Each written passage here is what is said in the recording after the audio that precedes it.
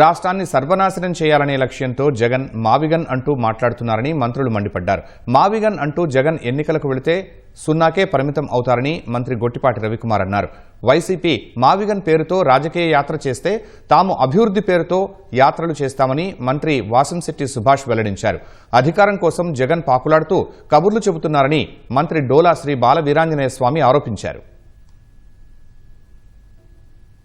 నిన్న జగన్మోహన్ రెడ్డి గారు మాట్లాడుతున్న విషయం రాష్ట్రాన్ని సర్వనాశనం చేసే దశలో ప్రయాణం కొనసాగుతుంది. ఆయన ఆ రోజు అసెంబ్లీ సాక్షిగా రాజధాని అమరావతికి మాకు ఇబ్బంది ఏమీ లేదు, 30,000 ఎకరాలు తగ్గకుండా ఉంటే బాగుంటుందనే మాట ఆ రోజు మాట్లాడాడు.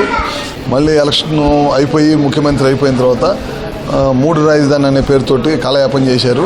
ఒక్క ఇటుక బిల్ల కూడా పెట్టలేదు. మళ్ళీ ఎలక్షన్లో బుద్ధి చెప్పారు, 11 సీట్లకు వచ్చేసారు. ఆయన తీసుకున్న నినాదం ఫెయిల్ అయిపోయింది. 3 రాజధాని అనే నినాదం ఫెయిల్ అయిపోయింది. మళ్ళీ నిన్న మొన్నట్లో మళ్ళీ మొదలుపెట్టారు మావిగన్ తోటి ఎలక్షన్కి వెళ్తానని. మొన్న 3 రాజధానితో ఎలక్షన్ పోతే 11 సీట్లకు వచ్చారు. ఈసారి మావిగన్ అనేది పిచ్చి చేష్టలతో ఎలక్షన్ పోతే కనుక ఈసారి 0 తోటి వెళ్ళిపోతారనేది చెప్తా ఉన్నాం. ప్రపంచ స్థాయి రాజధాని నిర్మించబోతా ఉన్నాం. దానికి సరైన సలహాలు ఇద్దామని ఏమీ లే. విష ప్రచారం, విషం జమ్మటం, కులాల మధ్య కుంపట్లు పెట్టడం, శవ రాజకీయాలు చేయటం, మీకు వెన్నుతో పెట్టిన విద్య వాటితోనే ముందుకెళ్తా ఉన్నారు. మీరు ఖచ్చితంగా మళ్ళీ ఎలక్షన్లో మావి గన్ అనే గన్ను భుజం మీద వేసుకుని రండి.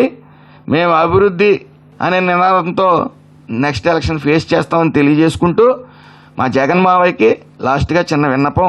6 నెలలు అయింది లండన్ వెళ్ళి. జై హో లండన్ డాక్టర్స్. ఈరోజు అధికారం కోసం పాకులాడుతూ ఏదేదో కబుర్లు చెప్తున్నాడు. అమరావతి విషయం తీసుకుందాం.